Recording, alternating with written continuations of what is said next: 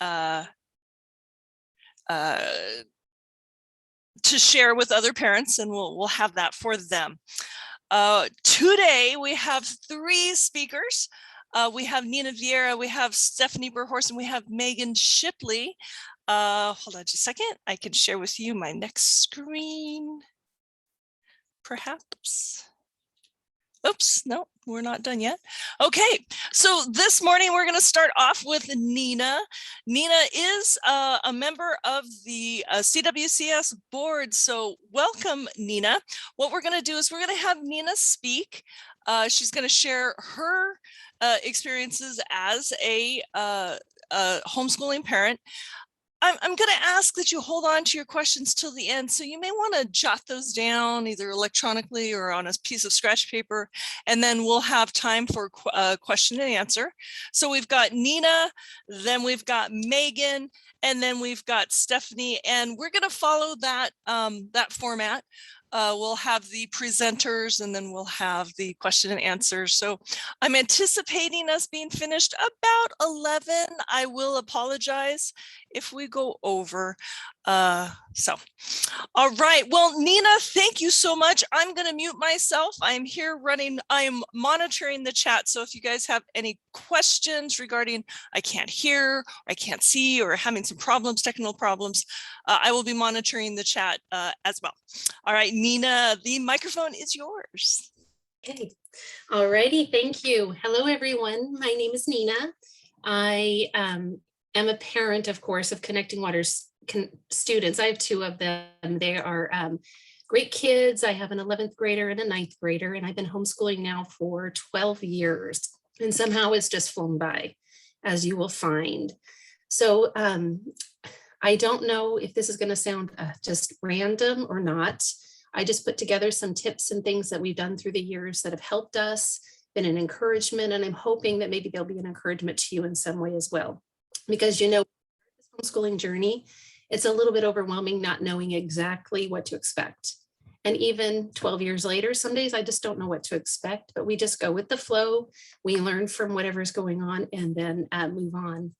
I did know when I started that I wanted my home to be a fun place. Even outside of school, I wanted home to be fun. So I knew if school was going to be here, it needed to be fun too. So that's what I've tried to stick with through the years, is try to have fun, because it's stressful and we got to find ways around that. So the most important thing that I could do for myself was to be organized. I grabbed myself a planner, didn't have to be anything special or fancy, but I just had to write down everything, because I realized that the more organized I was, the less stressed I was going to be. And I don't know if you've noticed or not, you will come to notice that if you're stressed, your kids are going to be stressed too. They're going to feel that. They're going to know. So I wrote down the school calendar, of course, all the holidays, because I was looking forward to those days. Writing prompt due dates, CASP testing, iReady testing, anything that was coming up, I wrote it down. Personal calendar too. I had to mix all of that in there. Birthdays that I wanted to remember, because we get overwhelmed and we don't want to do that. So write it all down. Something that helped me that I thought was fun. I like to make it fun. Remember, I try to keep everything fun. Was this is silly, but it's Pilot Friction Erasable pens. They were colored. They could distinguish between what was going on. If I made a mistake, I could erase it. If the calendar changed, I could erase it. It was important, but it kept it lighthearted for me. And I didn't stress over the fact that it was written in permanent ink. So anyway, that's something fun you can do. Something that to keep in mind is have a start time and an end time, because we all know our kids. Nobody wants to get out of bed in the morning. Nobody wants to do what they're supposed to do. So you have to have a start time, and that's going to help. I knew that when Dad came home, it was time for family time. It was no longer time for school. You know, get it all done early so that when Dad's there, we can enjoy.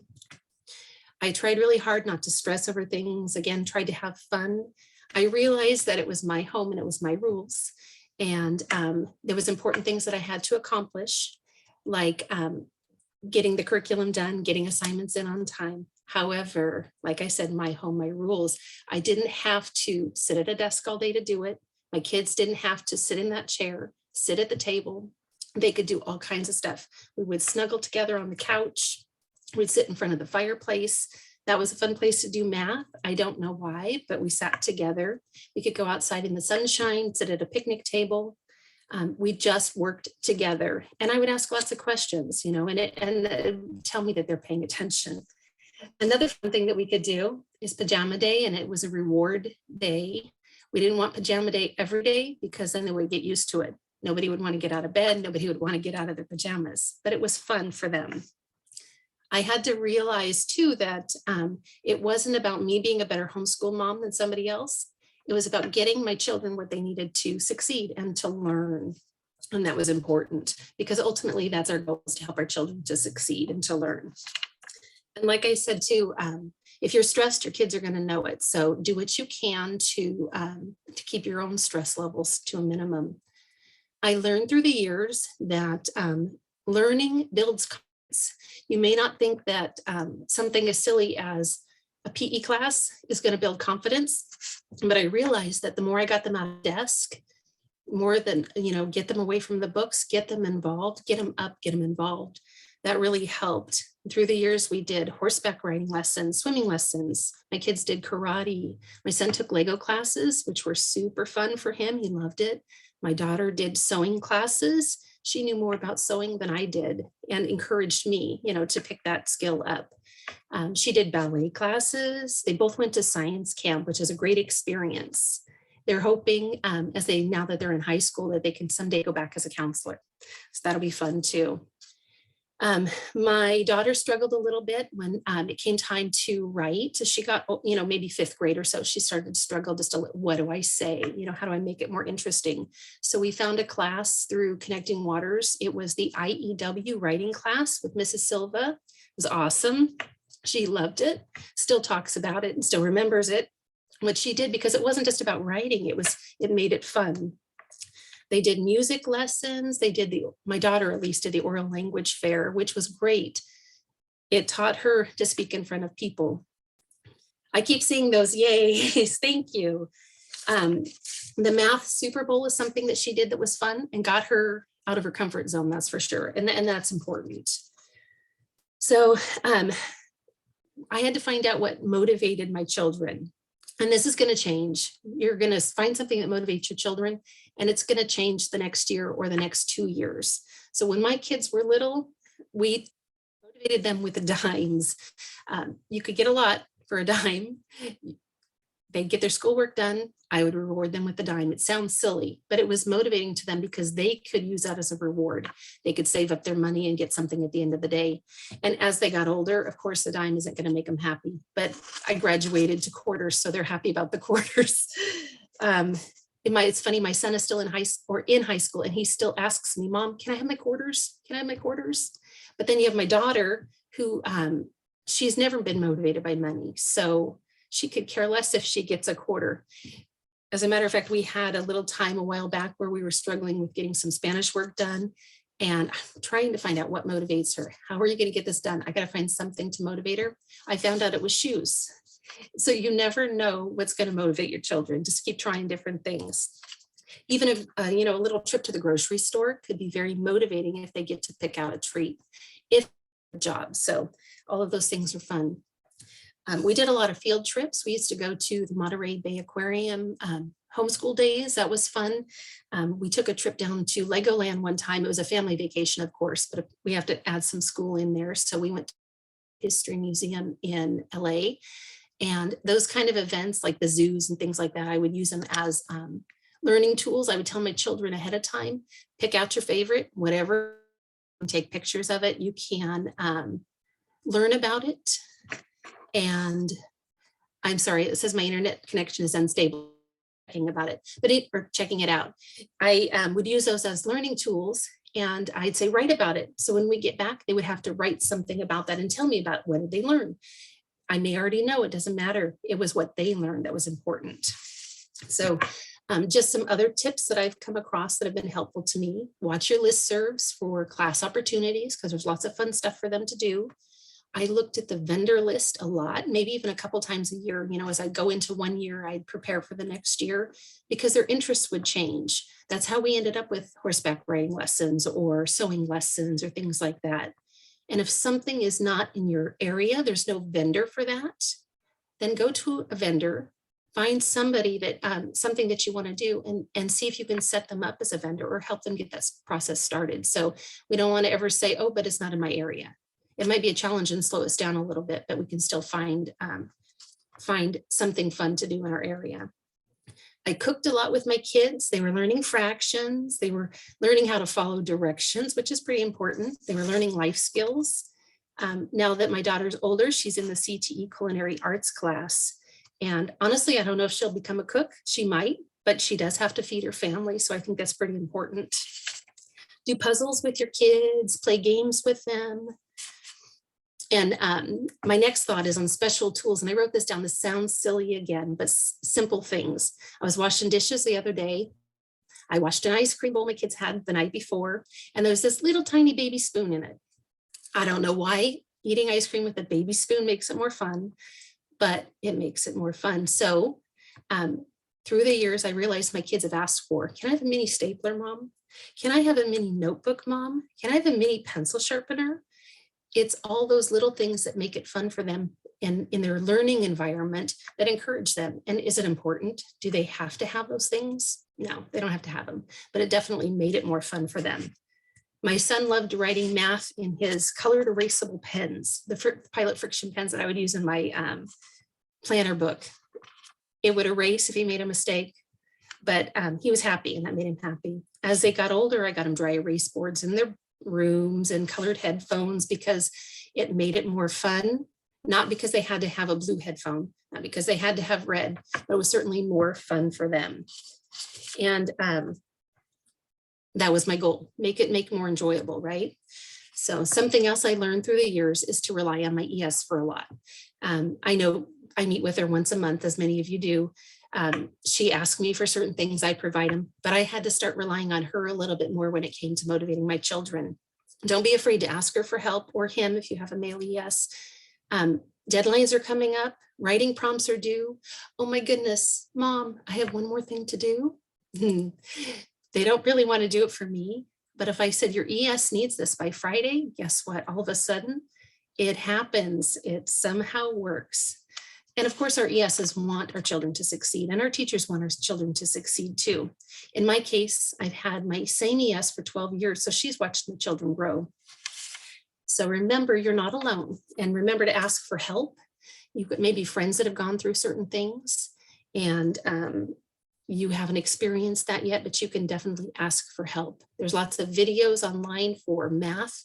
I always think of math and go to Khan Academy or the internet, because I don't understand everything, and that's okay. I don't have to understand everything, but I need to know where to go for help. And my children need to know that that's what it takes to succeed. We're going to find the answers. So that's our goal, right? Is to help our kids succeed. So changes, I wrote down changes through the year. Now this is something that I had to realize, and I didn't realize at first, but I started out like kindergarten through 5th grade, maybe doing all of my own curriculum. I had a plan. I just ran with it and did whatever I thought would work for us. However, our kids change, right? They grow up and they change in height, they change in size, whatever, but we got to remember even our methods of homeschooling are going to change. Just because I did something once doesn't mean I have to do it again. And I think sometimes we get stuck in that. So maybe around 5th grade, I started looking for help for them. I started the writing class at the Learning Center. I put them in math classes and they loved it. They really did a good job in those things. My son in 8th grade did the bridge program and he loved that. I was going to class 2 days a week and then doing everything else at home, all of the work around that. And now that they're in high school, everything is pretty much online classes at home. And my daughter goes in for a couple in person, and that's good. So we have to remember that our methods are going to change and my involvement is going to change. But even though my have online classes, I still keep an eye on them. I have a what is it called? A Canvas Observer account. And I keep up with it. And if something comes up in my notifications and I see, oh, you received 0 out of 100 points, or even 0 out of 10 points, I'm like, hey, what's up with this? They might have missed something. Maybe I doubt they intentionally did it. I give them the benefit of the doubt, but I make sure that they get it in because that's building character. Whether they get it in on time and get a good grade, that's up to them. They still need to do the assignment because that's what was requested of them. So I know I'm getting short on time, but I just want to share real quick with you best days and worst days, because we're going to have them and we have to realize that they go hand in hand. You're going to have some really awesome ones, some really bad ones sometimes. So the best days probably were when my children had personal successes. You know, of course, learning to read, that was fun. I really enjoyed those days. And they're long gone. They've been able to read for a long time, but maybe even now it's like a writing prompt. We have a short time to do a writing prompt, and I am sure my kids are not going to do very good at this. And all of a sudden they get a great score on it in my access. And I'm like, whoa, where did that come from? Well, they've been learning. I shouldn't be surprised. But anyway, those are personal successes. Those are awesome days. The math Super Bowl was another success for me and for my daughter, because I don't know if you guys have done the math Super Bowl, but it's a time test. And when we were younger, when my kids were younger, if there was a timer involved, my daughter had a meltdown. It was all over. So I had to throw away all the timers. She hated it, but she chose to do this math Super Bowl because she got over that. I guess maybe getting her what she needed and getting her involved in classes at the Learning Center built her confidence in that area, and she was able to do it. So anyway, that was awesome. And then of course we get to the worst days, the days where I'd call my husband and say, oh, I can't do this anymore, I quit. There was a few of those. Usually they were over discipline issues. You know, we would, because I'm at home, I have to discipline as well. You know, I can't wait till the end of the day. So there were times we had to stop school, and I had to realize it's important. I have to stop what I'm doing, and I have to go take care of my issues and come back, and we'll start again tomorrow. And of course there was the worst day when I realized that my daughter had, I'm sorry, I didn't mean to say it was my daughter, but anyway, I only have 2 students. Younger years where she had really struggled with a spelling list that we were working on. She couldn't get it right for whatever reason. She struggled with it. And I gave her a test. I walked out of the room. A few minutes later, I came back, and miraculously the test was 100%. And I was amazed. I was floored. How did this happen? And then mom's intuition just happens. And I looked up and I saw the answer key, and I realized that this isn't quite going well. I think that something happened here. And I looked at her, and she knew that I knew that she made a mistake. So anyway, we didn't stop. We didn't stop learning.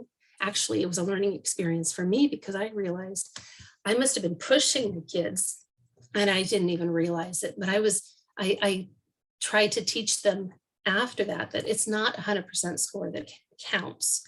I love those scores. I love your A's and I love your B's, but doing your best and learning is more important than any of those.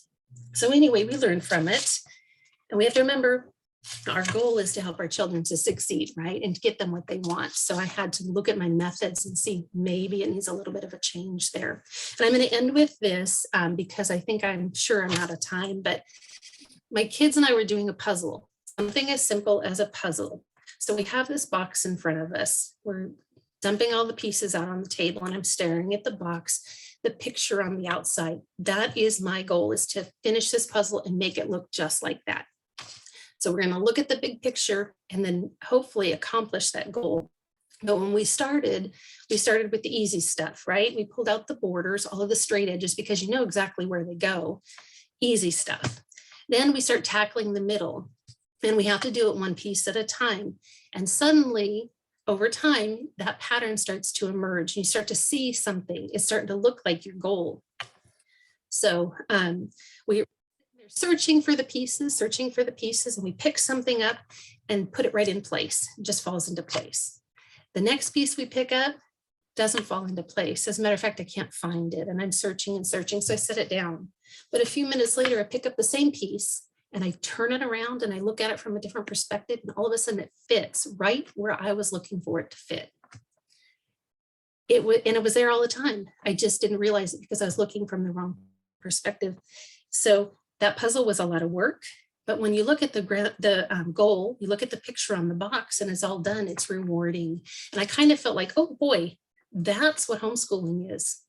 Looking at your goal, doing the easy stuff that you know, and then filling in the rest. And it's just, all of a sudden you realize it's work, but it was super rewarding to be able to accomplish. So anyway, I hope something in all of this randomness is able you guys in your homeschooling journey as well. It's been a lot of fun, and I think it's important that we keep it that way. Nina, I love that analogy. That is lovely. We need a sign made of that and hang it in the learning center or the resource center. Awesome. I sure appreciate your time. Thank you. Parents, people, staff, we've got staff in here too. Are there any questions for Nina? She did a very nice job covering it, covering her thoughts and what she's done. Are there any questions? You're welcome to open your mic, or you can put it in the chat and I can read those for Nina.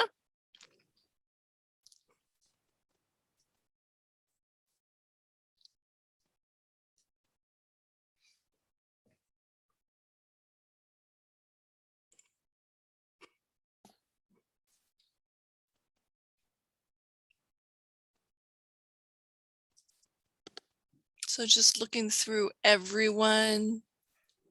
Yay. I think we just got a bunch of thank yous. Thank you. Thank you for listening. Very good. Okay, well, parents, if Nina, if you'll be able to stick around, maybe someone might come up with a question, if that's Sure. okay. All right. You could type that in the chat. I can always circle back with the speaker of that moment later on after they are done presenting. Okay, so I saw Megan is here. Yay, Megan. Megan, welcome. Megan Shipley, also a CWCS board member, has been there for over, how many years have you been on the board, Megan? 5 years? I don't know. Nina's been on here longer than I. Nina's been here longer compared to Nina. Well, you know what? We are so thankful that you guys in this season of thanks, we are so thankful that we have our board members who are willing to hop in here and work with parents and offer them as much as the knowledge as the parents want. So yay, Megan, welcome aboard. I'm going to toss the microphone over to you. Awesome. Well, thank you. Nina, thank you. I feel like super motivated. I'm going to go out and like do some bunch of stuff with my daughter that, like, that was amazing. I'm so glad I came in at the last little bit of that and you're just amazing. I'm like, wow. Anyway, so I feel kind of like a sap coming in after her. Y'all are going to be like, can we go back to Nina? But so my name's Megan Shipley. I have been homeschooling for 19 years. My oldest is 23 and she's about to graduate after 5 years of college. We're like, yay. I can't say anything. It took me 6 years to graduate. So, I'm like, it's genetic. We started homeschooling my daughter. I have 4 kids. We started homeschooling Jordan. I'll get into more a little bit about this, about Jordan's and her learning style, but she taught herself how to read when she was 4. And so I was already kind of thinking about homeschooling, but I was like, okay, I guess we're homeschooling. And so that's what got me started, though in Tennessee. This was in Tennessee. We lived in Tennessee then. And you have 2 methods of homeschooling, basically, is that you file a private school affidavit, but you have to go through a private school in order to do that, or you can do sort of a private school, but through the public school.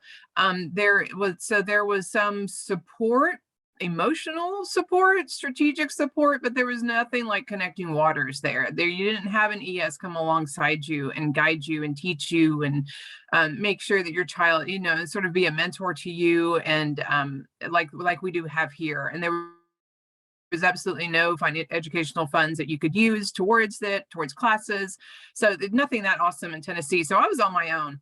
No, I figured out a lot of this by myself, because this was also the very beginning of the internet, and sort of the beginning of the internet. And, I just didn't find the support like you have here with Connecting Waters and in your local communities. So anyway, and so Jordan, I was asked to sort of talk about my kids, because I have 4 of them, and they're 4 completely different.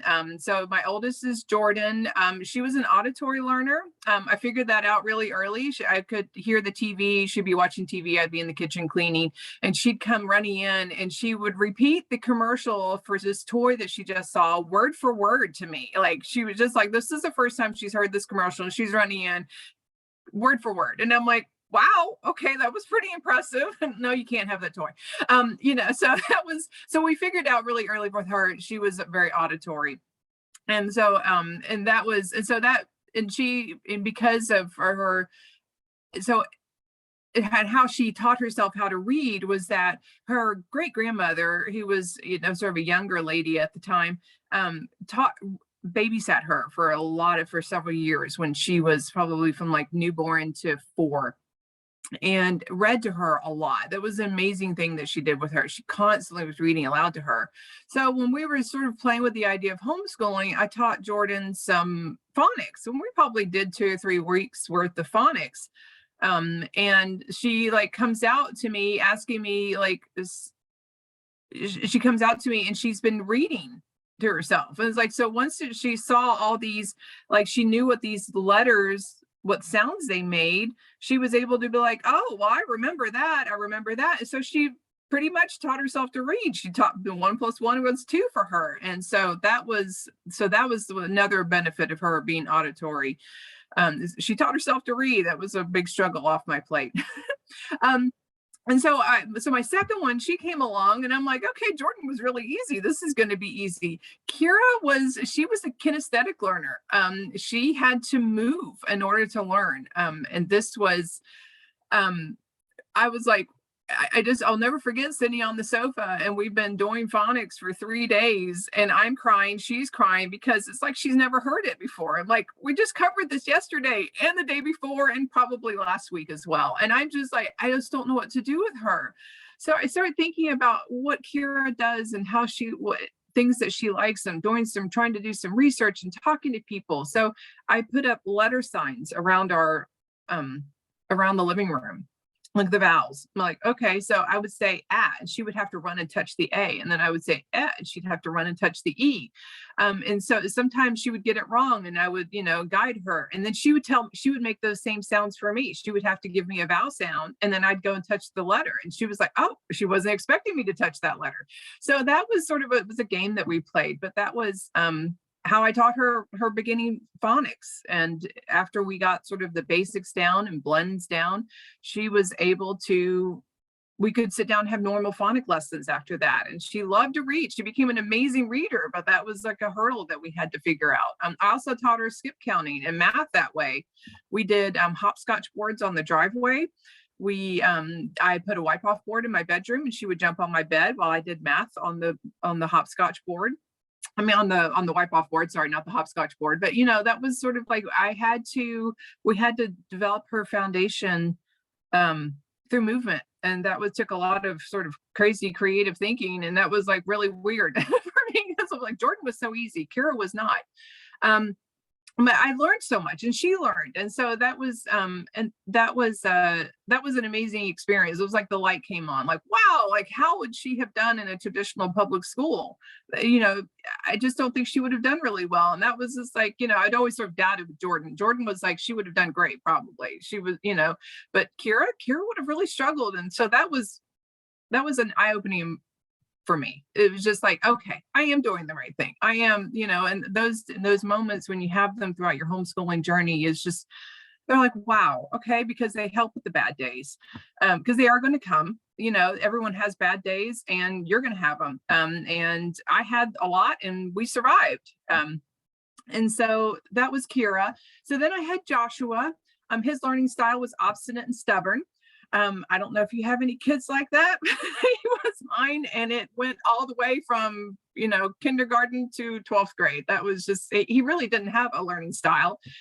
He just fought me every step of the way, and we eventually graduated him. And that was a praise God, hallelujah moment for us. That was, he's still obstinate and stubborn. He's 18, and he's working 2 jobs, and he's doing great. And we muddled through it and got him done. And then there's Amber, my youngest. She is auditory. She loves singing. We figured out that I would read to her, but it was kind of a weird auditory, because for her, I would read out loud to her and ask her questions, and she couldn't answer any of my questions. And I'm like, okay. And so then I would have her read it. to herself. And again, she couldn't really um, answer any of the comprehension questions after that. I'm like, okay, there's got to be something. So then I had her read it out loud. Man, she nailed it. She knew everything. It had to be her reading it out loud. That combination of her hearing it and her seeing it, so she has some visual to her as well. And that was what made that connection for her. And so that's the thing for me, is if I could tell you anything about sort of like learning styles, is that your child is not dumb. And I hate it. And I get so mad when I hear people say, oh, that kid is, he's not really intelligent. No, all kids are intelligent. All kids want to learn. You've just got to figure out how they want to learn. And that's going to take some creativity, and it's going to be a struggle. Some kids are super easy. They learn super easy, and other kids, they don't, but they still want to learn, and they still can learn. You just got to figure out how they learn. And that's hard, especially when they're young, because they can't really, tell you. They don't know. They're still learning as well. And so that was one thing, the learning styles, really figuring that out for my kids. The other things that helped me educate my kids were learning their love languages. And so that, I don't know if who's familiar with the 5 love languages: quality time, receiving gifts, physical touch, words of affirmation, and acts of service. Quality time, sometimes it's just snuggling down and reading to them, or, just spending time with them. And so that makes those hard homeschooling moments easier. It kind of smooths out the rough edges because you've spent that time with them. Or physical touch. That was one of Joshua's love languages. Reading, he was always had to be snuggled right up against me, whenever we were doing anything. It had to be on the sofa and he was right against me. Always that touch. And Kira was the same way. Just love that. Words of affirmation, all kids love that, of course, but that's just really finding out what it is that they need from you so they feel loved. And that's and I don't know how familiar people are with love languages, but the idea is that everyone has a love tank, and everyone's love tank gets filled differently. And so you've got to homeschooling a child whose love tank is empty is I think it's just almost impossible, probably really, really hard. So you got to figure out, how do you fill your kid's love tank? Because it's going to make those rough moments easier, and it's just going to make the whole process a lot easier for both of you. And they're going to love being at home with you because they feel loved and cared for. And we all want to do that as parents. So sometimes, like for me, mine is acts of service, so I'm like, clean my kitchen. Well, a 5-year-old can't clean your kitchen for you. So they've got, so you've got to, but because my love language is acts of service, I do that. That's how I take care of other people. But you got to remember, you got to take care of people in their love language, or else they don't feel that love. And your kids are the same way. And so that was something that was really important for me to remember as a homeschooling mom, is to make sure that my kids' love tanks are filled with their love language, not mine. Another thing that really helped me in homeschooling my kids was learning personality styles. And there's all kinds of different personalities. You have the DISC personality. That's something that I've done a lot. I love like Personality Plus. That was where I learned about it. It's a different, you can find different ways of learning about it, but there's sanguine, phlegmatic, choleric, and melancholy personalities. If you have a sanguine child, they love stories. Sanguines love stories, so talking to them, helping them learn history and story format is going to be something that's going to be a little more interesting for them than maybe more of a choleric is going to want, just give me the facts, just give me the bare bones of the story, tell me what's happening, and so I could take the test and move on. Like, they're not really interested in the story. A melancholy child, though, might be like, oh, they want the details, like exactly what happened from moment to moment to moment in that historical moment. So, that's something to more make their education more interesting and more personalized to them. And you have to understand, how does your child want the information?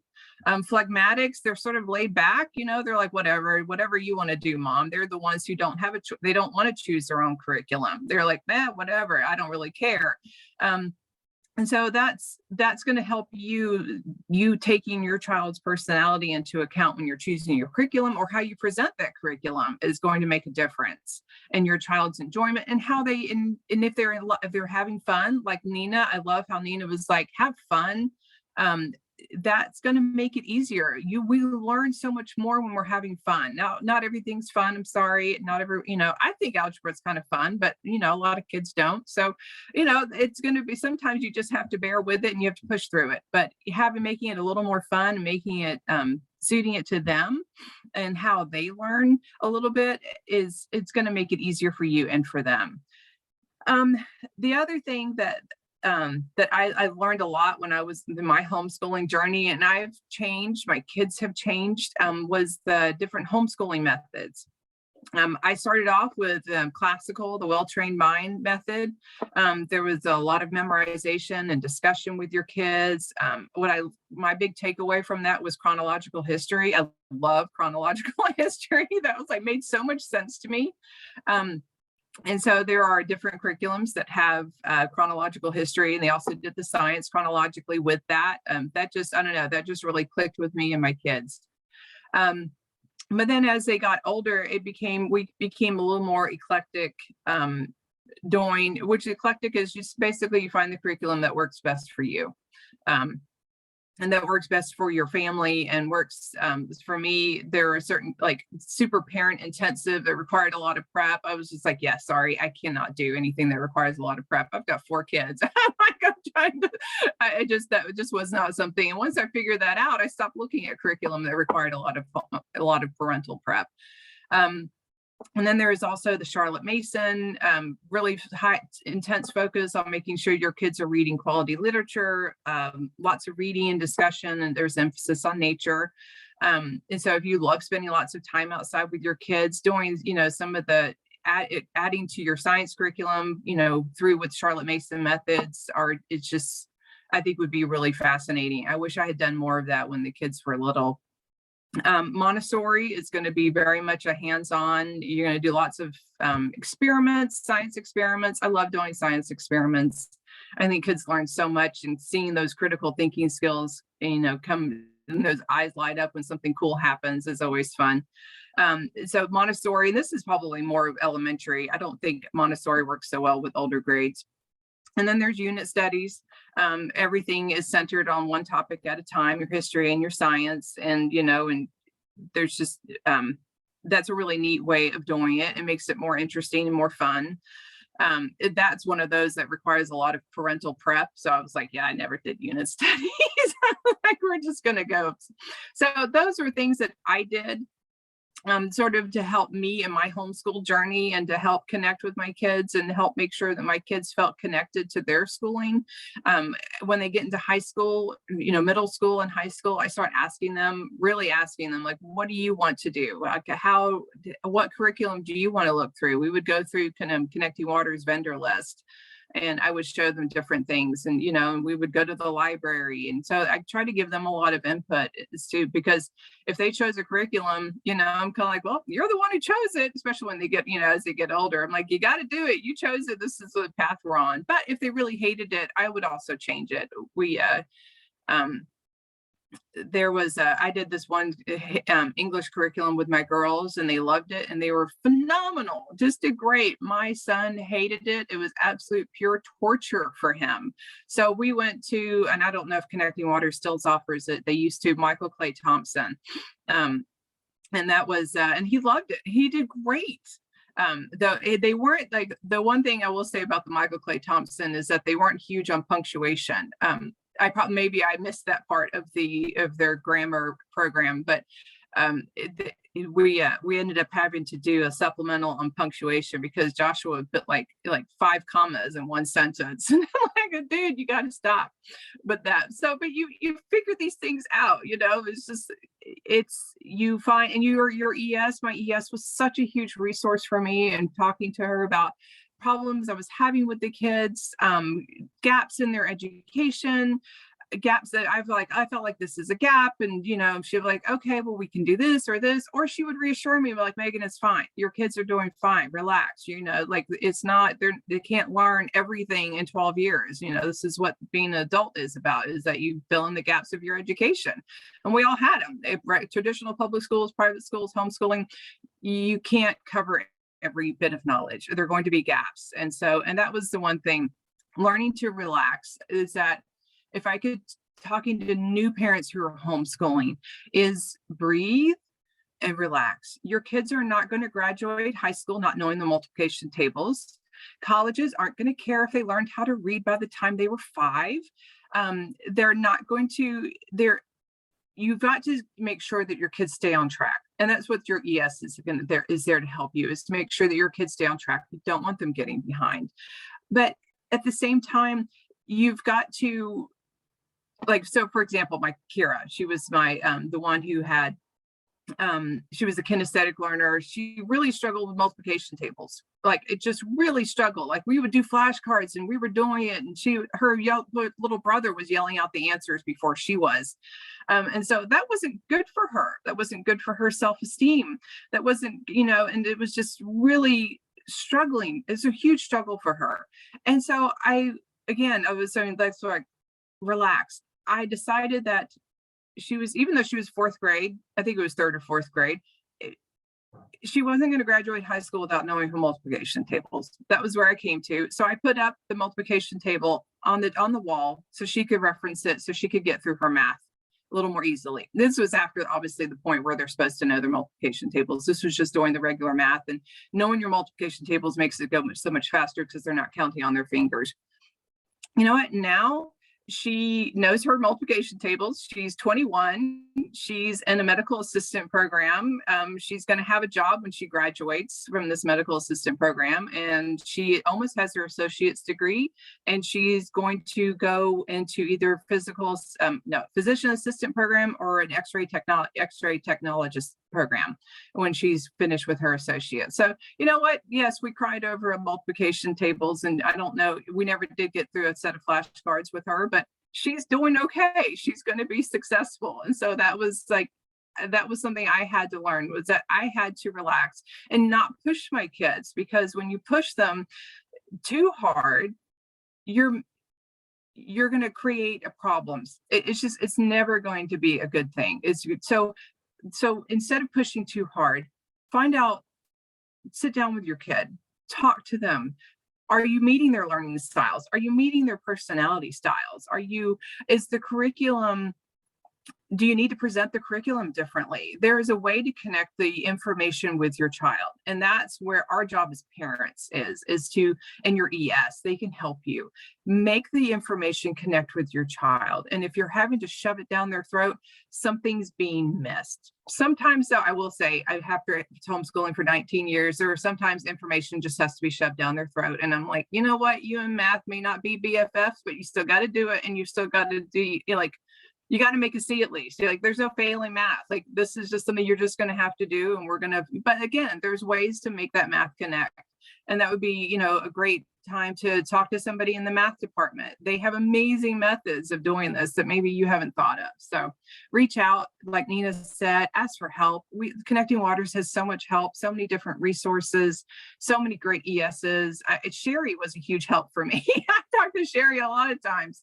So from the executive director down, there's so much help and resources out there. And I haven't had a child in Connecting Waters in a year and a half, but it tells you how much I love Connecting Waters, and I still support it. I'm still on the board, I'm like, I love what Connecting Waters does. And I'm so excited for you guys to be on this journey. Yay, so, Megan, thank you. Thank you. Oh, I love it. I love it. The humor.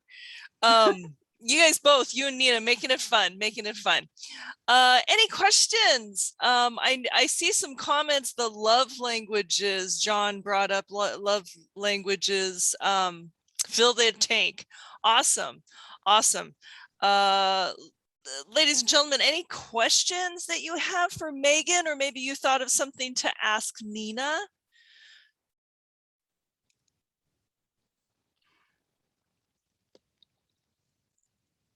hate this dead air. I was going to be a DJ when I grew up, and the dead air, but I want to make sure that everyone has a chance to speak or put their chat in or open their mic and ask a question, because you are welcome to do that as well. I have a question. Yeah. So you had mentioned Charlotte Mason, which we do a lot of, but there's not like a state approved Charlotte Mason curriculum. So did you just like do we just do 2 things, which is kind of like what we're doing now, or is there a better solution to implementing a system that doesn't have an approved curriculum? I think when the Charlotte Mason, I think, is so many of these others homeschooling methods, you can supplement, definitely keep on your core curriculum. You've got to make sure that your kids are not falling behind academically, according to the state of California. That is something that's and that's part of why I think we're in Connecting Waters, is to make sure that we're staying on track and making sure that our kids aren't falling behind. But there are ways to supplement, there are ways to present that same information in a sort of a Charlotte Mason fashion, or supplement just extra. You do your science, you go through your science curriculum, but you know what? You spend a Friday outside doing nature walks and drawing and reading nature poetry, which is, I love that part about the Charlotte Mason, and reading good literature outside underneath a tree. I think that's such a Charlotte Mason thing. So, Yes, but there are ways to supplement what your core curriculum, I think. excellent. Thank you so much. Welcome, Judy. I see that you had put into the chat. Stephanie has not talked about homeschooling yet. She is up next. So any other questions for Nina or Megan? And I'm sure these ladies will stick around afterwards to field any more questions, because of their love and learning and love with working with their children and sharing that. All right, Stephanie, also, Judy, just want to say our emails are on the website. So if you did have a specific question, you could always reach out to us via email. So I'm sure Nina wouldn't mind. Thank you. I appreciate that. Okay. And there's I don't know if you guys have figured out the secret to the emails. You take the first letter of their first name and their last name, all lowercase, and you add at cwcharter.org at the end, and you've got the email. For example, Nina's would be nviera@cwcharter.org. Megan's would be mshipley@cwcharter.org, all lowercase. Stephanie Berhorst would be sberhorst@cwcharter.org. Okay, I am going to toss the microphone over to you, Stephanie. Welcome.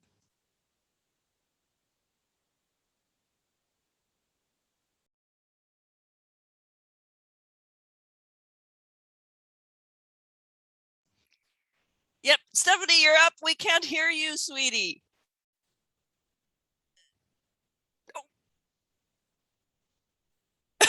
Oh no. Oh, wait, it looks like you might be there. Hold on.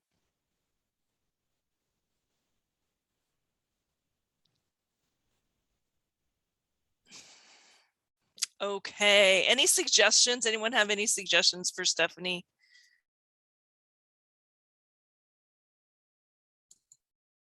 I think whoever moderates the meeting might be able to take her off mute. Okay, let's see. I asked her to unmute. I'm probably sending her these messages. She's like, I'm trying. Oh, so Judy, since you are the host of the meeting, I think you can go down to her name and there should be an option for you to unmute her. Yeah, at the Okay. bottom, click on participants. Do you see where it says that, Judy? 18 Yes. participants. Okay, open that up. Okay. Do you see that? Then find her name and then just unmute her. Okay, there's, when Let I me go, see. Yeah, it won't let me do it. She's on the towards the bottom. yeah. Oh, did she, I think she jumped out. Well, maybe no, maybe there she's she gonna is. call. Yeah, she's still talking, but we still can't hear But her. maybe she can call. You can put the number for her to call. She can call in. Okay. Yeah. Okay. One moment, please. Having technical difficulties. Let me see what I can get to Stephanie.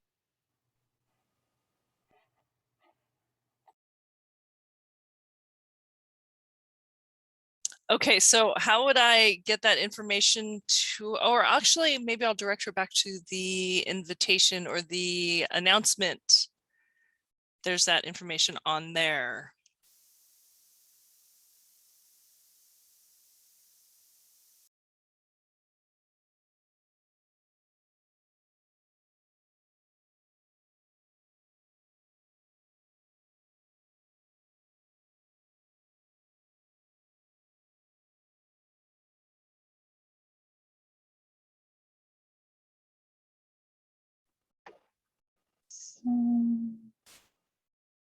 Do we see the phone? Does she see the phone? Oh, she's calling in.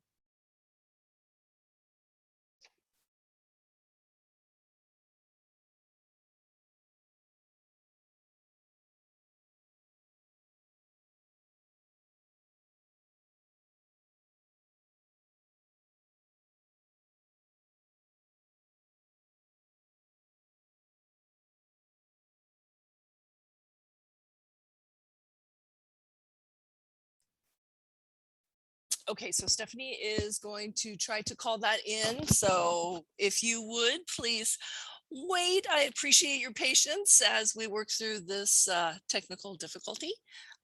She's going to try to call in.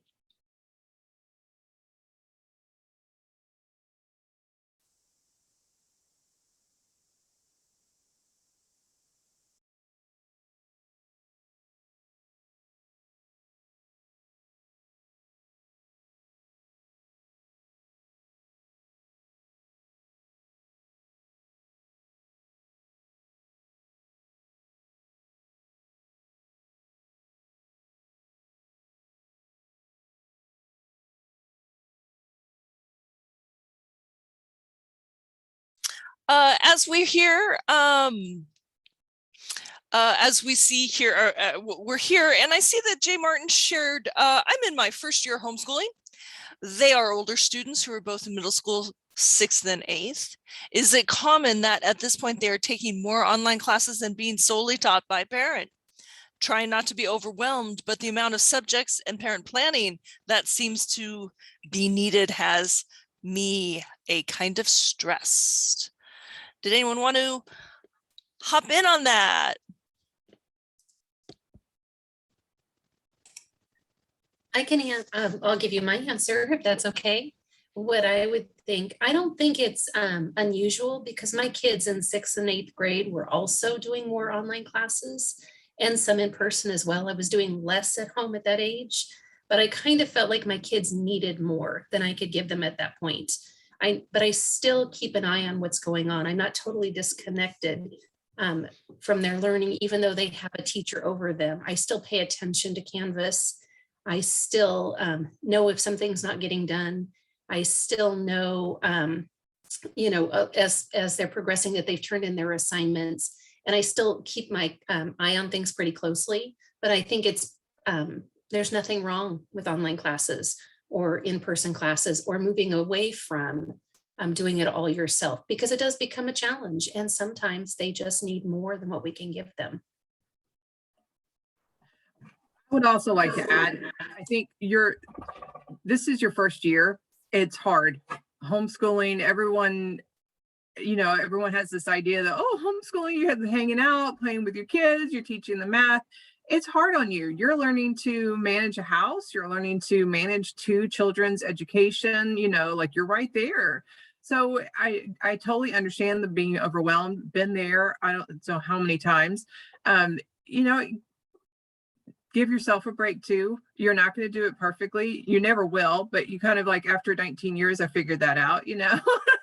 And so that would be, you know what, just do your best. Your kids are doing their best. And at the end of the day, try to be happy with that. And I know that sounds kind of trite and I don't mean it to be. Just, this is your first year too. You know what, you all are learning how to work together. They're learning to work with you. You're learning them. You're learning a new facet of their personality because it's different and it can be hard sometimes.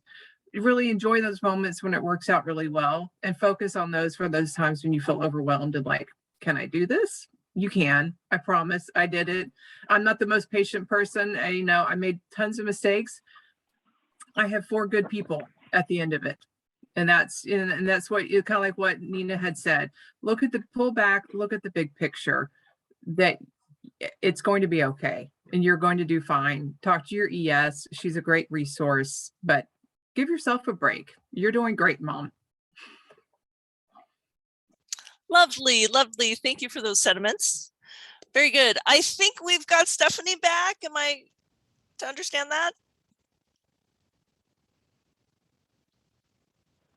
I hope so. Can you hear me? Yay! Yes, we can hear you. Woohoo! Welcome back. I'm so embarrassed. My video and my audio was totally working, and then all of a sudden, this new computer that I got from work, because my old one just went black screen, just like last week, and I was so thankful for the new computer, and then all of a sudden, the audio said failed, and I went, oh no, I lost. What do I do? Oh my gosh. I am so very sorry about this technical difficulty. You get the last person to speak who has like no techie in her at all. So I just did not know what to do with it. It was like deer in the headlights. So what a way to start a presentation. And I just want to first say, before I start, what I had planned to say is, Nina, thank you so much for sharing. I am very task oriented. I work by a schedule. Like probably almost every minute of my day is scheduled out so that I don't miss anything. And when you said that you wanted to make it fun, I almost started crying, because sometimes my girls just look at me like, do we have to do more? And so thank you for mentioning that, and just using the tools, buying little things that make it fun for them. They're still doing the work. They're still completing their curriculum, but they get to do it with a pink little stapler. So thank you for that. That was just such a nice little reminder for me, and all of that. So really thank you. And then also that I'm also a steadfast person. Like, I do not like change. So please do not make me change in any way, shape, or form. Like when I had to give up my old computer, I cried because I had it for 3 years. So anyway, but you also just shared with us that we have to change. Their learning changes, their needs change, and so we must change with that. So we may not be using the same curriculum for 12 years. We may have to change and adapt. And Megan also mentioned that. And I just want to say thank you for that. Thank you for the opportunity to listen to you ladies who have been doing it for many years, much longer than I have. And I'm just thankful that I got to hear that. So, and then Megan, I just want to say thank you for giving me a ton of homework, love languages, different learning styles, all of that. I'm going to be doing some multiple researches. You were talking about personalities, and I was like, I don't even know what sanguine means. Like, I've got to figure this out. So thank you for the homework. And then also thank you for the reminder that they are different. When I had my children and when I was about to start teaching them, I thought they're going to learn the same. This is going to be great. Like my first one was easy. My second one's going to learn just like her. We're going to do the same thing. And then it just exploded in my face. And I just thank you for that reminder that they are different and that they do learn differently, and we need to find that out. So, and then also to you parents, and staff and leadership that's on, I just want to say thank you for this opportunity to do this. And you parents that are on here, it is just a showing to us as a school how important you have, how much importance you put on your children's education. And so that is awesome. And I just say, like they had said, rely on your ES. Allow us to help you. Allow us to support you. Allow us to come alongside you as the primary teacher of your children. And please allow us to help support you and help you guys succeed as being your primary educator. So with that said, I am Stephanie Berhorst, and I'm an educational specialist, and I do a few little odds and ends jobs for Connecting Waters. And then I'm also, that's my full-time job, is an educational specialist. And then I also have the privilege of teaching my two daughters. My two daughters are in first grade and in fourth grade. So unlike Dina and Megan, I'm starting this journey. And so I am learning alongside you guys.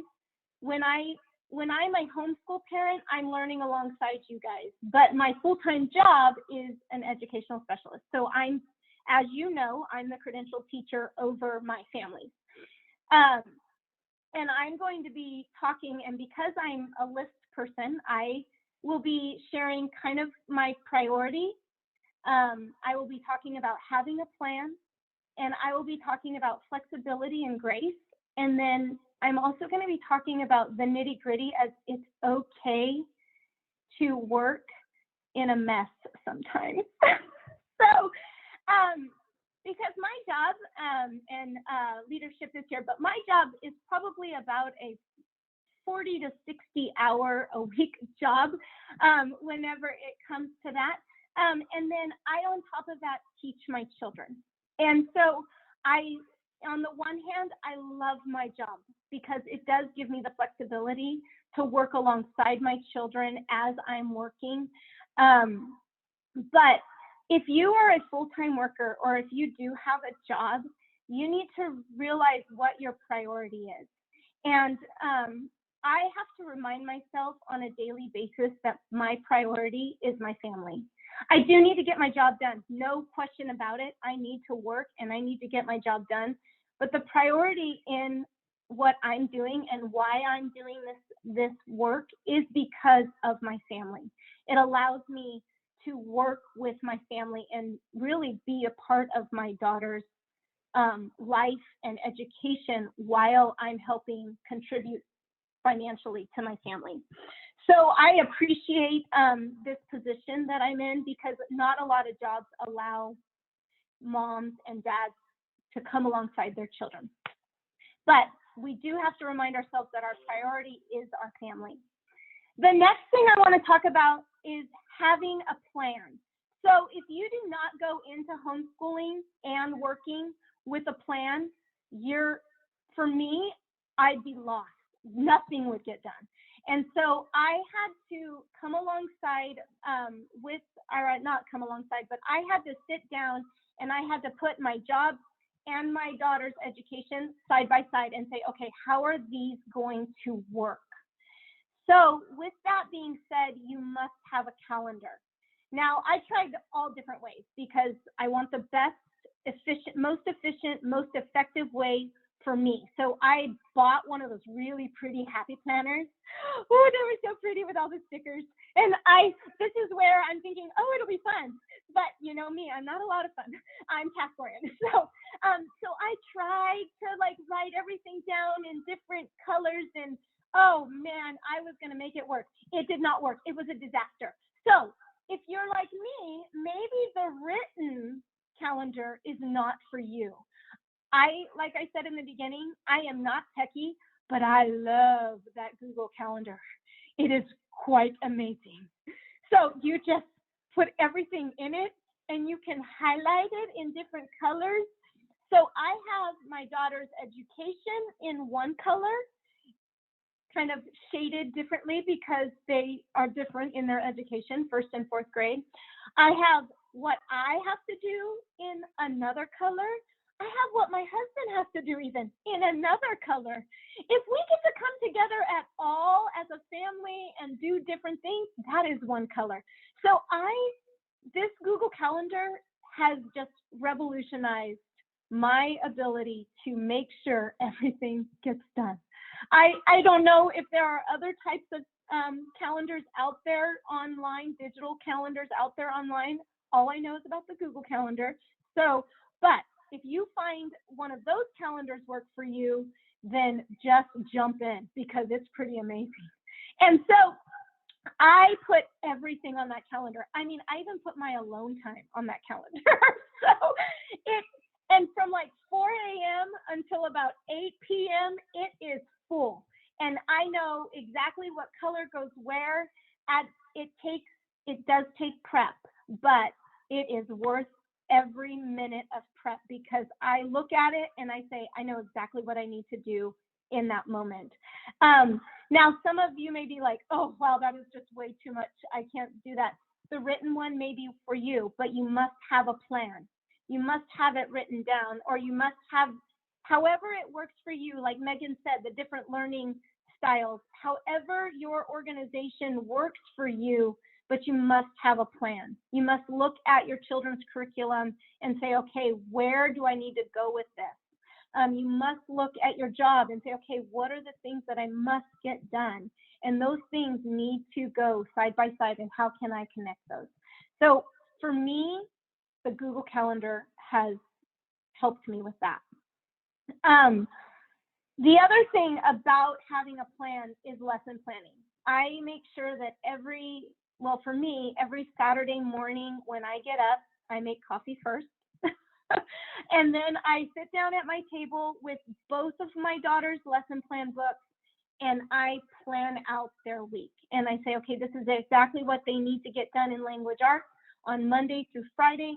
This is exactly and I write down the iReady that they need to do. I mean, I make them do iReady for 10 minutes a day just so that they stay fresh. I write everything down that they need to get done. And then, because I love this, I check it off every time we get it done. I mean, I even have take attendance every day written on top so that I don't forget it.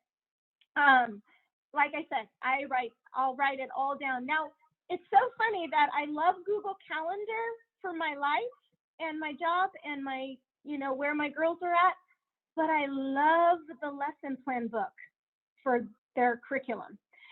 It's very interesting. I'm odd, but I've come to embrace it. And so I have a lesson plan book. Last year I bought it from Home Depot, but I'm not Home Depot, Office Depot, but I have it and I write it out, and it's almost therapeutic for me to write it out and know what it is they're going to do, to have a plan. Now, for your older students, I don't have older students yet. My daughter, who's in 4th grade, is on the verge of the independence realm, which I'm really looking forward to. But I would say have them have a student planner, and you're just writing down everything you do. And as an ES, that makes my job a little easier because I can just take what's in your planner and put it into my ed plan. And so it's always nice to have a lesson plan, and those teacher plan books or a student planner book, they help immensely to help you keep on track, especially for those older students. You could say, okay, on Monday, between this time, we're going to do language arts from 10 to 11:30, or however you've planned it. We have our instructional minutes that we have to get through. This is what you have to get done. Check it off, man. This is your kind of your support plan, and go over it with them. And but you, as the primary teacher, get to help create that for them. And then, of course, me as the educational specialist, I get to come alongside you and support you with that, or even help you create that if you need that assistance. And like Nina and Megan said, as they started out on their own, and they started out with all of these ideas and all of these things, then you ask your ES, then it kind of comes into like this form, just like Nina said. It comes, you see the puzzle, you see the clear picture of what it's supposed to look like, all of these ideas and things that you have going on, and you are able to form it into the way it works. And making a plan and having planners and those type of things really help with that. Another thing that I do is for planning and having a plan is there are some times where my priority of family and work, it gets switched around. And it does. As we who work, we know that it gets switched around and work takes priority. So with that, I have like a list of independent things so that my girls don't stop being productive. And they just don't, go into their room and play. I have a list of independent things that they must get done if I have to step away from them. So for example, in our independent work, I'm looking at our chalkboards because they're up on the wall here. So in our independent work, they can log on to their iReady and do their iReady. They can unload the dishwasher for me. They can do their independent practice in their math. Once we've done the lesson, they can then go back and practice that independent practice. They are now picking up, I say go pick up your bedroom, go pick up 10 things from your bedroom, or they're now cleaning the bathroom, which I love. This is so nice. And so they go and they spend, 20 minutes cleaning the bathroom. They also put away their clothes. So what's wonderful about the homeschool format is you're also teaching your children life skills. And I always tell my families, yes, we must get our curriculum done. Yes, we must get our core subjects done, but you are teaching your children at home. So life skills, everything that you do with your children on a daily basis is educational. So my children learning how to keep our area in our life clean, or helping with that, or being a part of a family and doing those chores, is teaching them a life skill that they're going to take forever. And so we also, I also have them say, okay, you got to go take your stuff to your bedroom. Like, it's scattered around. They're first and fourth grade. They, think this house is all theirs. So, and then they also can do their silent reading. They also have a silent reading, like a pathway book that they read through, that they can go and sit on the couch, and I know that they can read through that. And so they're doing silent reading. They also, some other independent things that my daughters do are they do their independent work. I do have them do that because I don't want to be doing school at 6 o'clock at night, and I'll get to that in a minute. But they practice their instruments. They go out and they play with the dog. So there are things that I have already listed for them to do. So when they look around and go, I don't know what to do because my mom is working and she has to have a phone call, or she has to be on the email, send an email, or whatever like that, they know exactly where they can go to look and have it. We have a 3-bedroom house. I'll get a little personal. We have a 3-bedroom house, so our schoolroom is in the dining room. And so we've got 4 chalkboards that are up on the wall, and it's part of our life. It's just part of our life, and we love it. And so anyway, with that being said, they know where they can go, they know what they can do, so that they're not just sitting around, or they just go and get to play all day whenever I have to sit down and work for 20 minutes or 30 minutes or however that works. So that is that. I don't even know where I'm at on time. I don't want to run out of time, but I do want to get to these last things just really quickly, if you guys don't mind. The biggest thing that I've had to learn from working full time and teaching my daughters is flexibility and grace.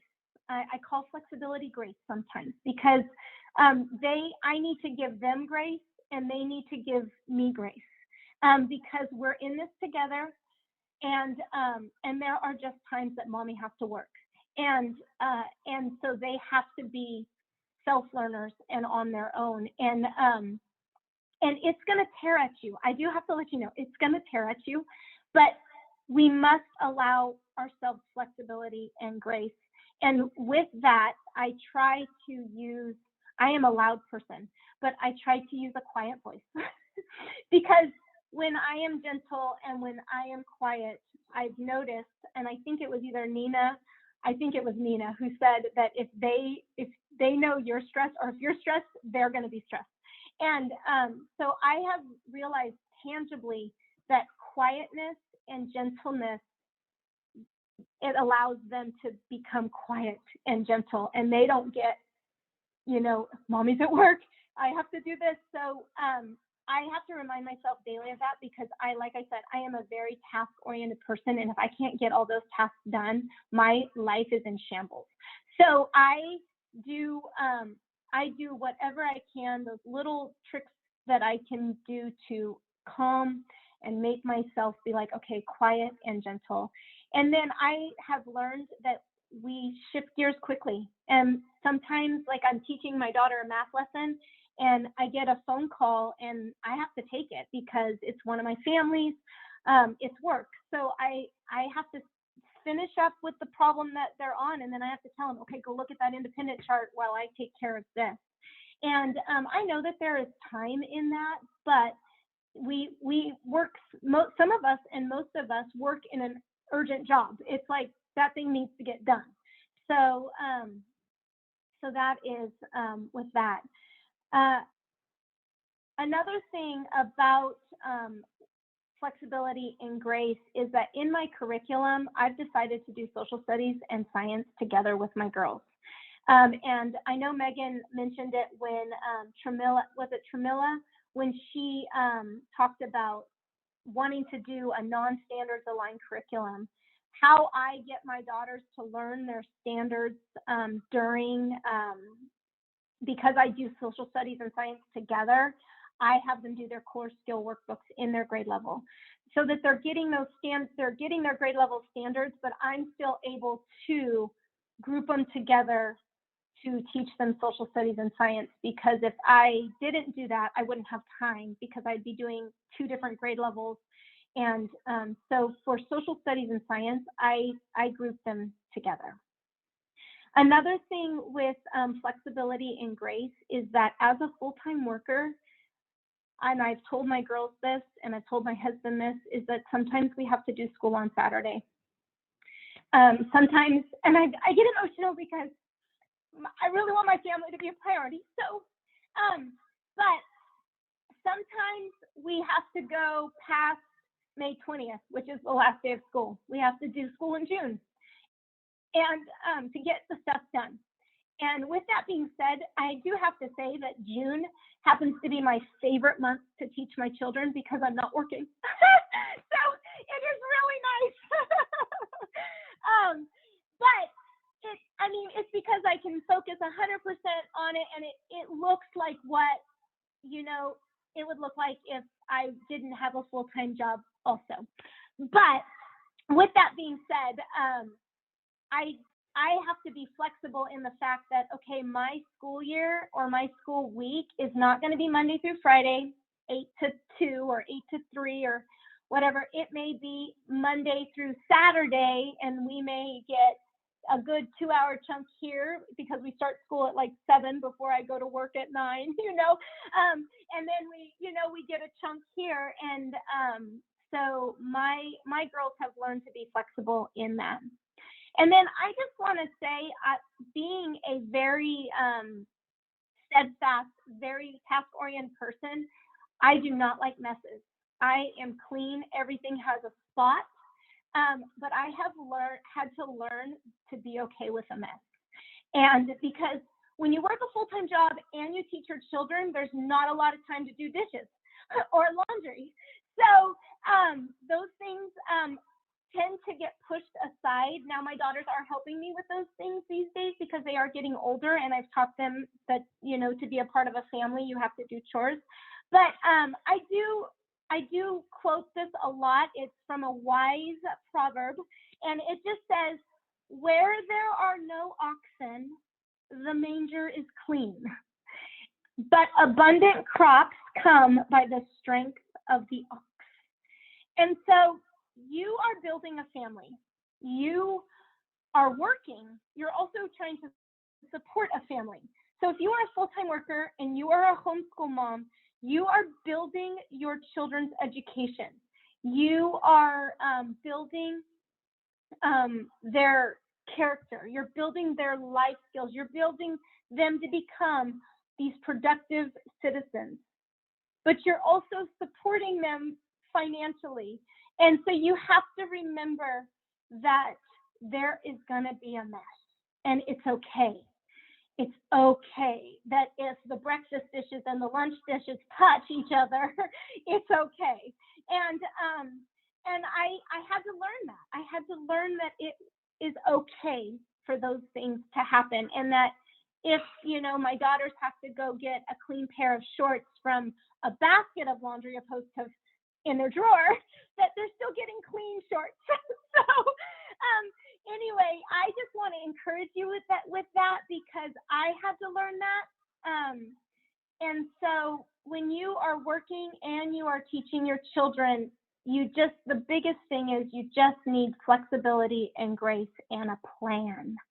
So that is really all I had to say. I hope I was checking on time, but it looks like it's a lot. So, and I'm so sorry about the technical difficulties. So anyway, thank you very much.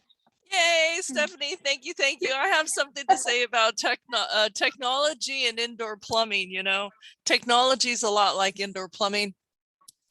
It's great when it works, stinks when it doesn't. Hey, ladies, I really appreciate all of your time. If you could stick around, see if we've got any questions. We do have, I think Tony was sharing, don't forget Dad. My dad believed in homeschooling, but didn't have the patience. So he vacuumed, did dishes and laundry, etc. My family lived close by, so they were super supportive and gave me a break when needed. Take daily time for you, even if it is just 10 minutes. Yay. Oh, Tony, thank you so much. Was that you? Was that you, Tony? Thank you. Tony is homeschool mom as well. Also on the staff here at Connecting Waters. Thank you. Thank you for sharing. Anyone else? Is there any questions? Anyone want to put in share any observations they've had so far?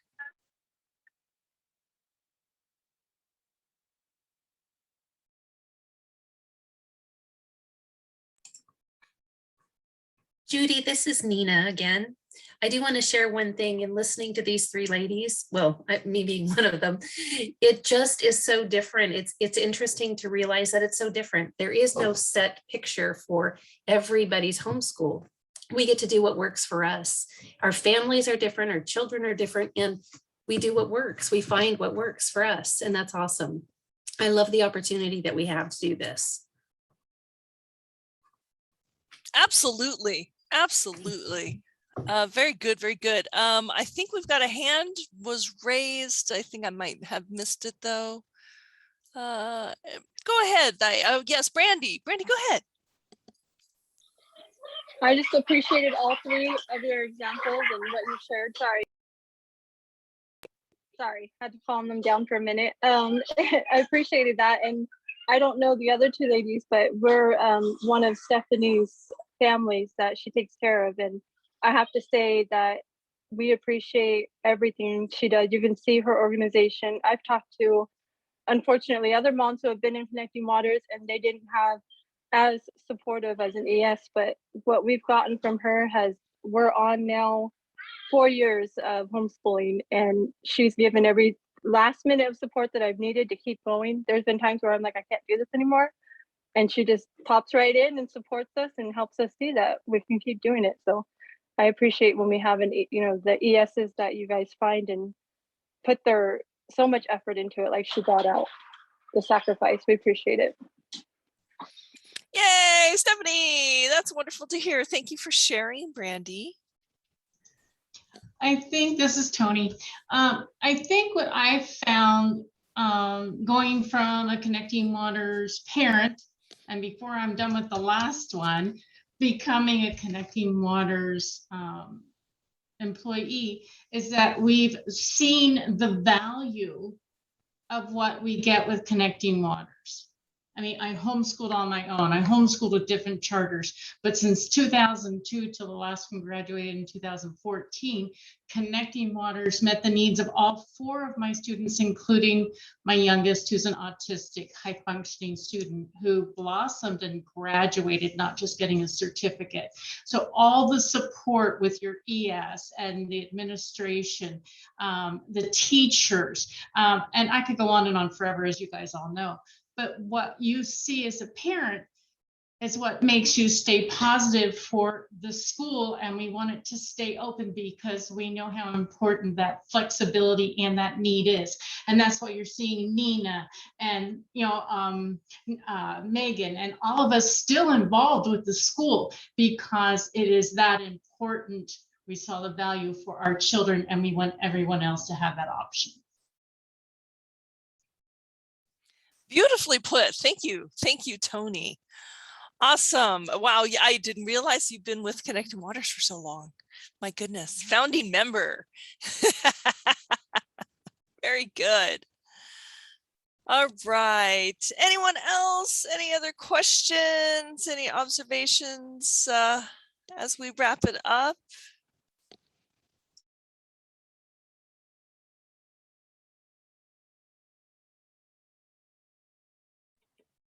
Well, Judy, thank you so much for leading this. You're a wonderful leader on this. So I love your energy. Thank you. This was fun. I really enjoy this. So tiger training is one of my passions. Jerry, my partner in crime, and myself, we truly enjoy this. So, all right. Well, do keep in mind that once again, you have the formula to these ladies' emails. Again, Stephanie Berhorst would be sberhorst@cwcharter.org, and Megan and Nina's, there's the first initial, last name, all lowercase, at cwcharter.org. I know these ladies would be happy to field any questions you have. Thank you, parents, and I hope you guys, oops, let me get my last slide. Maybe, where's my last slide? Because it was cute. Oh, no, thank you for attending. Do keep in mind that the school office and resource centers are closed on Friday through the following Sunday, well, to the following Friday, and we'll reopen on November 29th. We are thankful for you as parents. We are thankful. I am so thankful to have you ladies and Tony sharing, and everyone jumping into the chat. I sure appreciated that. All right, guys, have a lovely Thanksgiving. Thank you. Great job, everybody. Happy Thanksgiving. Thank you. Happy Thanksgiving. Thank you.